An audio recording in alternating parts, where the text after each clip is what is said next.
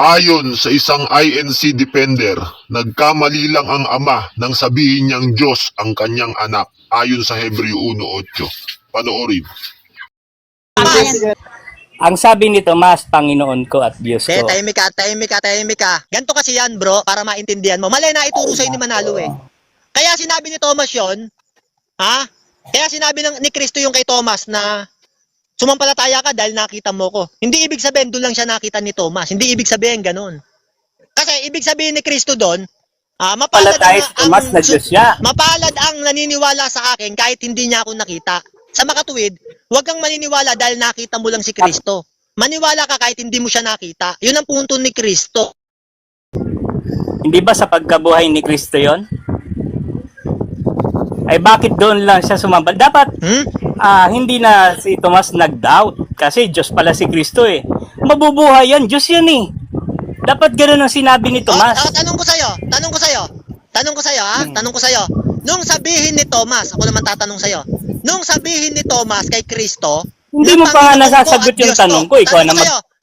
Tanong ko sa'yo. Sumagot ka rito. Pakinggan niyo mga kapatid ha.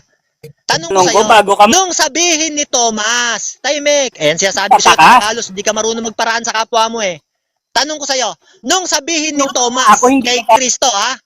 Hindi, nung sabihin ni Thomas kay Kristo, Panginoon ko at Diyos to. Tanong ko sa'yo, sino ang dapat namin paniwalaan? Si Taga Carlos o si Thomas? Categorical. Ni Tomas na Diyos si Kristo. Dapat hindi siya nagtaka na mabubuhay si Kristo. Kasi Diyos nga. Sumagot ka. Tanong ko sa'yo, nung sabihin ni Kristo, nung sabihin ni Thomas kay Kristo, Panginoon ko at Diyos ko, sabi niya kay Kristo. Tanong ko sa'yo, sino ang dapat paniwalaan namin? Si Thomas o si Taga Carlos? Sagot. Palpak yung unawa mo. Yung unawa mo palpak eh. Ito'y dadamay mo kung sino paniniwalaan. Sagot ka, Taga Carlos. Sagutin mo. Sagutin mo, Taga Carlos. Sagutin mo. Si Thomas. Mangmang naman yung tanong eh. Ibahin ko yung tanong. Sige, ibahin ko yung tanong. Nung sabihin niyan Diyos si Kristo, tanong ko sa'yo, na Diyos si Kristo, katotohanan ba yon o hindi katotohanan?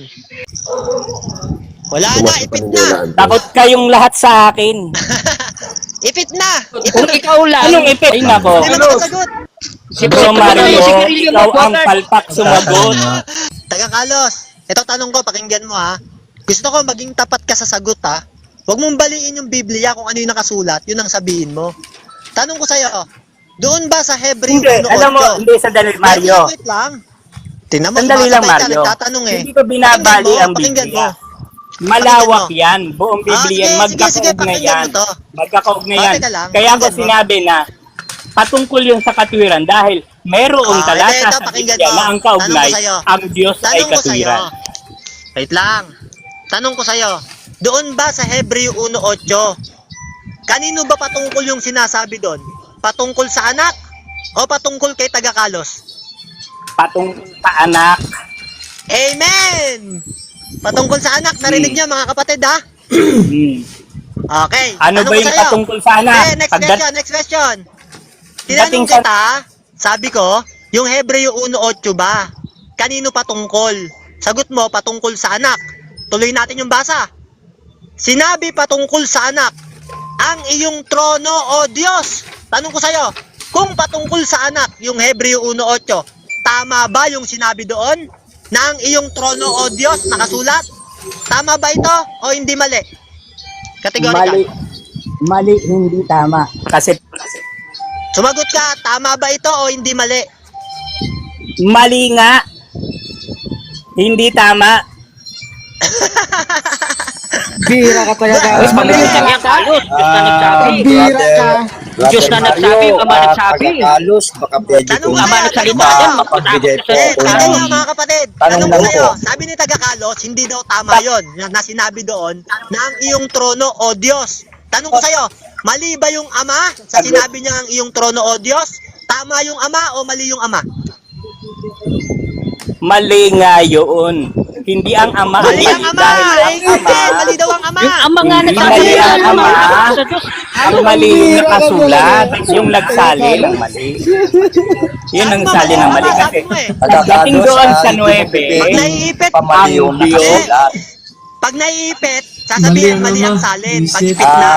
Kung mali pala yung ama, tanong ko sa'yo, sino ang may tama? Yung Siya yung may tama. taga-Kalos o yung, tama sa talata eh. yung si Manalo? Tanong ko sa'yo, Alam mo, kung mali yung ama, sabi mo, tanong ko sa'yo, sino ang may tama? Si taga-Kalos o si Manalo? Si Manalo.